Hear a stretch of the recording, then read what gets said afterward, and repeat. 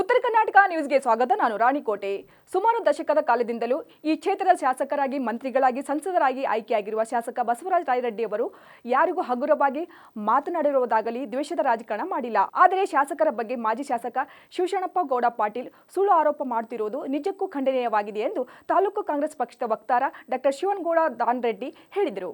ಯಲಬುರ್ಗಾ ಪಟ್ಟಣದ ಬ್ಲಾಕ್ ಕಾಂಗ್ರೆಸ್ ಕಚೇರಿಯಲ್ಲಿ ಸುದ್ದಿಗೋಷ್ಠಿಯಲ್ಲಿ ಭಾಗವಹಿಸಿ ಮಾತನಾಡಿದ ಅವರು, 3 ದಶಕದ ಕಾಲದಿಂದಲೂ ಕ್ಷೇತ್ರದಲ್ಲಿ ಶಾಸಕರಾಗಿ ಆಯ್ಕೆಯಾಗುವ ಮೂಲಕ ಕ್ಷೇತ್ರದಲ್ಲಿ ಅಭಿವೃದ್ಧಿ ಪರ ಕೆಲಸ ಮಾಡುತ್ತಾ ಬಂದವರು. ಜನರ ಕಷ್ಟ ನೋವು ಜೊತೆ ಕ್ಷೇತ್ರ ಅಭಿವೃದ್ಧಿಯಾಗಬೇಕೆಂಬ ಚಿಂತನೆ ಇಟ್ಟುಕೊಂಡು ರಾಜಕಾರಣ ಮಾಡಿದರೆ ಹೊರತು ಎಂದಿಗೂ ಯಾರಿಗೂ ದ್ವೇಷ ರಾಜಕಾರಣ ಮಾಡಿಲ್ಲ. ಇವರು ಕುಟುಂಬದ ಓರ್ವ ಸದಸ್ಯರು ಕೂಡ ರಾಜಕೀಯ ಕ್ಷೇತ್ರದಲ್ಲಿ ಗುರುತಿಸಿಕೊಂಡಿಲ್ಲ.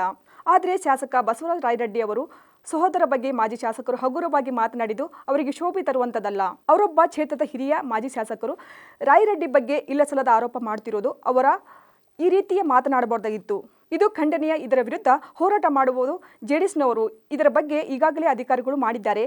ಆದರೆ ರಾಯರೆಡ್ಡಿ ಮತ್ತು ಅವರ ಸಹೋದರ ಬಗ್ಗೆ ಕೈವಾಡ ಇದೆ ಎಂದು ಆರೋಪ ಮಾಡುತ್ತಿರುವುದು ಅವರಿಗೆ ಶೋಭೆ ತರುವಂತದಲ್ಲ ಎಂದರು. ಬಸವರಾಜ ರಾಯರೆಡ್ಡಿ ಮಾಜಿ ರಾಯರೆಡ್ಡಿ ಶಾಸಕರು ಹಾಗೂ ಮುಖ್ಯಮಂತ್ರಿಗಳ ಆರ್ಥಿಕ ಸಲಹೆಗಾರರು ಅವರ ಮೇಲೆ ಇಲ್ಲಸಲ್ಲದ ಆರೋಪಗಳನ್ನು ಹೊರಿಸಿ ಹಾಗೂ ಅವರ ಸಹೋದರರ ಮೇಲೆ ದೌರ್ಜನ್ಯ ಎನ್ನುವ ಶಬ್ದಗಳನ್ನು ಬಳಸಿ ಅವರ ಮೇಲೆ ಆರೋಪ ಮಾಡಿದ್ದು ಖಂಡನೀಯ. ಶ್ರೀಯುತ ಶಿವಶರಣಪ್ಪ ಗೌಡರು ಪಾಟೀಲ್ ಅವರು ಒಬ್ಬ ಹಿರಿಯ ಶಾಸಕರಾಗಿದ್ದು, ಮಾಜಿ ಶಾಸಕರಾಗಿದ್ದು, ಅವರ ಬಾಯಲ್ಲಿ ಈ ತರಹದ ಮಾತುಗಳು ಬರಬಾರ್ದಾಗಿತ್ತು. ಅವರು ನಮ್ಮ ರಾಯರೆಡ್ಡಿಯವರ ಅಭಿವೃದ್ಧಿ ಕೆಲಸಗಳನ್ನು ಸಹಿಸದೆ ತಮ್ಮ ಮಗ ಮಾಡಿದಂತಹ ಮಾಜಿ ಜಿಲ್ಲಾ ಪಂಚಾಯತ್ ಸದಸ್ಯ ಶ್ರೇಯಾ ಕ್ರಷರ್ನಲ್ಲಿ ಅವಘಡ ನಡೆದಿದ್ದು, ಅದನ್ನು ಖಂಡಿಸಿ JDS ಜಿಲ್ಲಾ ವಕ್ತಾರರಾದ ಮಲ್ಲನಗೌಡ ಪಾಟೀಲ್ ಅವರು ಸತ್ಯಾಗ್ರಹ ಕುಳಿತಿದ್ರು. ಮತ್ತು ಇದನ್ನೆಲ್ಲ ಒಂದು ಕ್ರಷರ್ನಲ್ಲಿ ಆದ ಅವಘಡಗಳನ್ನು ನೋಡಿ ಅಧಿಕಾರಿಗಳು ಅಲ್ಲಿ ಸ್ಥಳ ಸಮೀಕ್ಷೆ ಮಾಡಿ ಮತ್ತು ಅಲ್ಲಿ ಮಾಡಿದಾಗ ತಪ್ಪುಗಳು ಕಂಡು ಬಂದಿದ್ದು ಅವರ ಮೇಲೆ ಕ್ರಮ ಕೈಗೊಳ್ಳಲು ತೀರ್ಮಾನಿಸಿದ್ರು. ಅದರಲ್ಲಿ ಶಾಸಕರ ಕೈವಾಡ ಏನು ಬಂತು ಮತ್ತು ರಾಯರೆಡ್ಡಿಯವರ ಕೈವಾಡ ಏನು ಬಂತು? ಅವರದ ಹೆಸರು ತಗೊಂಬಂದು ದುರ್ಬಳಕೆ ಮಾಡಿ ಅವರ ಮೇಲೆ ಒಂದು ಅಪವಾದ ಹೊರಿಸಿದ್ದು ಖಂಡನೀಯ ಅಂತ ಹೇಳ್ಬೋದು. ಹಾಗೂ ಅವರ ಸಹೋದರರು ರಾಜಕೀಯದಲ್ಲಿ ಸಹ ಇದ್ರೂ ಸಹ ಇಷ್ಟು ವರ್ಷ 40 ವರ್ಷ ರಾಜಕಾರಣದಲ್ಲಿ ಎಂದೂ ಸಹ ತಮ್ಮ ಮನೆಯವರನ್ನು ಅವರು ಬಸವರಾಜ ರಾಯರೆಡ್ಡಿ ಅವರು ಎಂದೂ ಬಯಸ್ಕೊಂಡಿಲ್ಲ.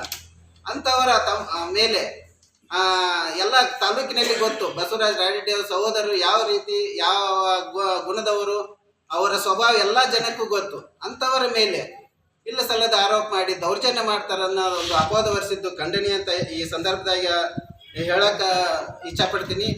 ಹಾಗೂ ತಮ್ಮ ಮಗನ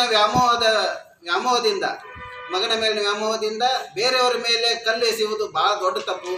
ಮತ್ತು ಆ ಸಂದರ್ಭದಾಗ ಶ್ರೇಯಾ ಕ್ರಷರ್ನಲ್ಲಿ ಅನೇಕ ಒಂದು ನಿಯಮಗಳನ್ನು ಗಾಳಿಗೆ ತೂರಿ ಒಂದು ಮನೆಯ ಮೇಲೆ ಕಲ್ಲು ಬಿದ್ದಂಥ ಎಲ್ಲ ವಿಡಿಯೋ ತಾವೂ ಸಹ ನೋಡಿದ್ರಿ, ನಾವು ಸಹ ನೋಡಿ, ಅದು ಅಲ್ಲೇ ವಿದ್ಯಾರ್ಥಿನಿ ಒಂದು ಅಭ್ಯಾಸ ಮಾಡ್ತಿರುವ ಮುಂದಗಡೆನೇ ಒಂದು ದೊಡ್ಡ ಕಲ್ಲು ಬಿದ್ದಿದ್ದು ಅದು ಬಹಳ ಖೇದಕರ. ಒಂದು ವೇಳೆ ಆ ಮಗುಗೆ ಬಿದ್ದಿದ್ರೆ ಒಂದು ಜೀವ ಹೋಗುವ ಅಪಾಯವಿತ್ತು.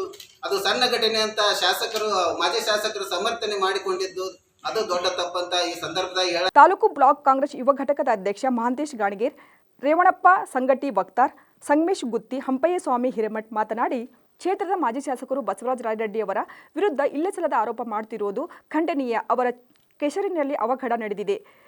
ಇವರ ವಿರುದ್ಧ ಹೋರಾಟ ಧರಣಿ ಮಾಡಿದವರು ಬೇರೆ ಪಕ್ಷದವರು. ಆದರೆ ಅವರ ವಿರುದ್ಧ ಮಾತನಾಡದೆ ಶಾಸಕರ ವಿರುದ್ಧ ಬಸವರಾಜ ರಾಯರೆಡ್ಡಿ ಮತ್ತು ಸಹೋದರ ವಿರುದ್ಧ ಆರೋಪ ಮಾಡುತ್ತಿರುವುದು ಸರಿಯಲ್ಲ. ರಾಯರೆಡ್ಡಿಯವರು ಎಂದಿಗೂ ದ್ವೇಷ ರಾಜಕಾರಣ ಮಾಡಿಲ್ಲ, ಮಾಡುವುದೂ ಇಲ್ಲ.